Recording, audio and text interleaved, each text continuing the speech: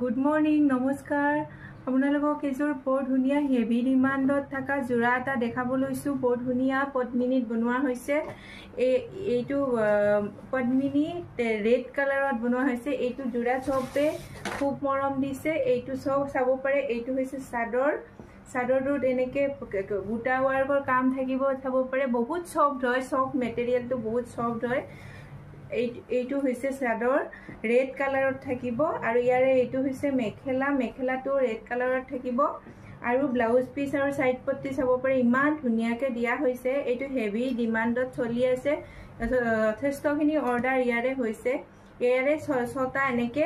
এনেকে পট্টি থাকিব আৰু ব্লাউজ পিসটো তেনেকে বুটা ওয়াৰ্কৰ কাম থাকিব